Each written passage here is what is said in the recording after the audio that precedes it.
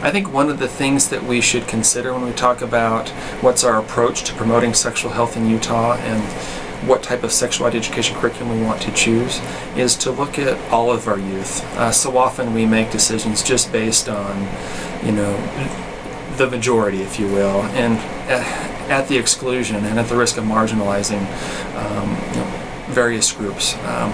In Utah, and thankfully so, we have an increasingly diverse population.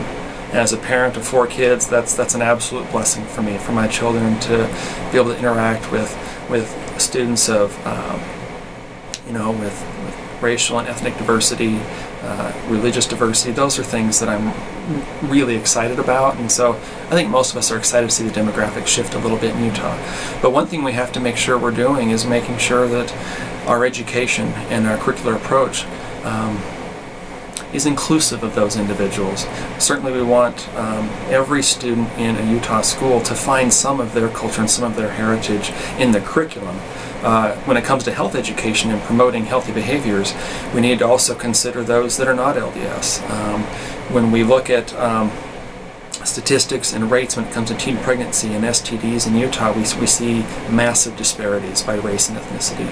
So for example, our growing Hispanic population, if we look at Latinas in Utah, about 132, 133 pregnancies per 1,000 teens. That's double what it is for African Americans, nearly 4 times what it is for white teens in Utah. So for me, it almost becomes a moral issue, where I'm like, this tug on my heart that is a one-size-fits-all approach that neglects the needs of a growing segment of our population. Is that right? To me, it's not. And so I think that while I'm supportive of really encouraging parents and educating parents so that they can better address this topic at home, I'm also concerned that we're not reaching everyone, and that in our current approach we're not reaching every student in school either. I can think of different groups of students that they need more information to make better choices. I've taught at an alternative high school in Utah for 4.5 years. And it's not just the Latina and the African American population, it's also a very large population of foster children who, I've had pregnant teens in my classroom who have a mother in prison or a father in prison, and they're in a foster care home, and they didn't get the information that they needed to make wise choices, good decisions. So very troubling for me. I'm out of your tape, aren't I? No. Oh, okay. Are there any other groups that you feel like maybe are at a disadvantage? Yeah.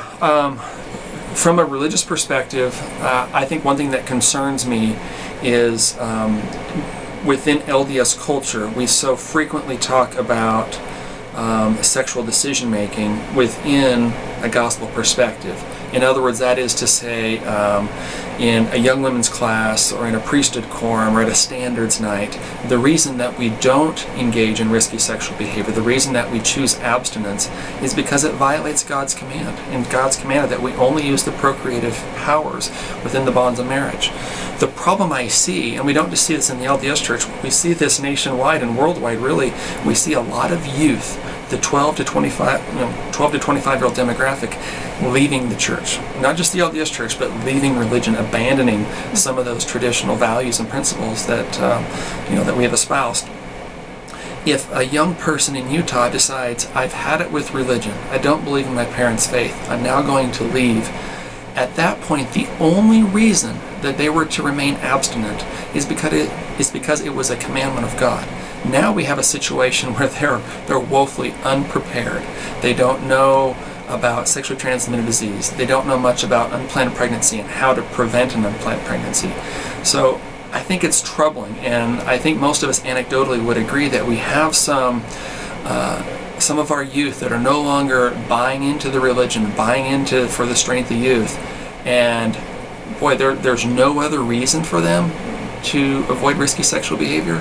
Boy, there's a long list, and those are things we need to address as well. So it could be a troubling situation. It could be problematic for LDS youth that are no longer buying into the church thing, if you will.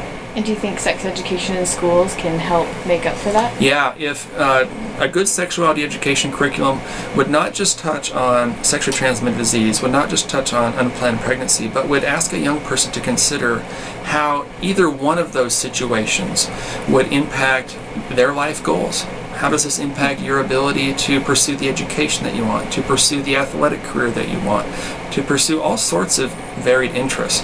Essentially, abstinence and making wise decisions with your sexuality, which would include condoms and the birth control pill, they allow you to really fulfill the dreams that you have. And so to have a broader discussion, it's not just disease, it's not just religion, and it's not just having a baby when you're not ready to have a baby.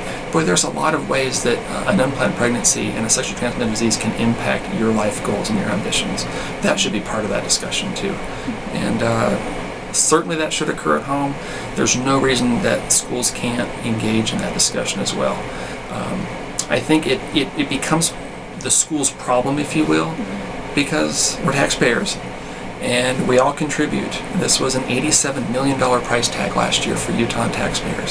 So in so much as we're asked to help pick up the pieces, if you will, we should certainly be involved in the prevention of some of these issues. Okay. Is that helpful?